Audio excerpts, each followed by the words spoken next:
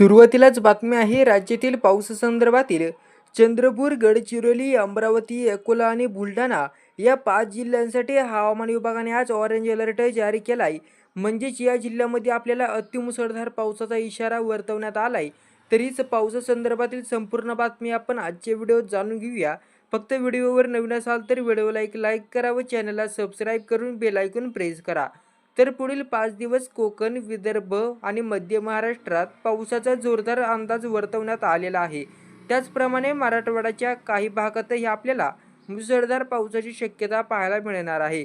पुढील 4-5 दिवस मुंबईत मुसळधार पाऊस कोसळू शकतो, असा इशारा हवामान खात्याने वर्तवण्यात आलेला आहे. मुंबईसह कोकणाला पुढील 5 दिवस ऑरेंज अलर्ट जारी करण्यात आला असून 100 मिमीहून अधिक पावसाचा अंदाज या ठिकाणी वर्तवण्यात आलाय. त्यामुळे नागरिकांनी सतर्कतेचं आवाहन करण्यात आलंय. तर 3 ते 7 जुलै दरम्यान महाराष्ट्रात सर्वदूर जोरदार ते मुसळधार स्वरूपाचा पाऊस पडण्याची शक्यता आहे. तर ही पावसाची शक्यता असल्यामुळे आता बंगालच्या उपसागरात पुन्हा कमी दाबाचे क्षेत्र तयार झालं आहे. त्यामुळे पाऊस परतण्याची शक्यता आहे. या कालावधीत महाराष्ट्रातील सागरी किनारपट्टीवर मुसळधार पाऊस पडेल. त्याचबरोबर विदर्भ आणि मराठवाड्यात देखील ऑरेंज अलर्ट देण्यात आलाय.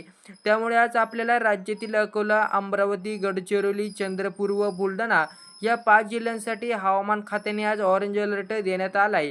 सोबतच आपण पाहिले तर बुलढाणा, अकोला व अमरावती या जिल्ह्यात देखील अनेक ठिकाणी आपल्याला मध्यम ते जोरदार स्वरूपाचा पाऊस पाहायला मिळू शकतो.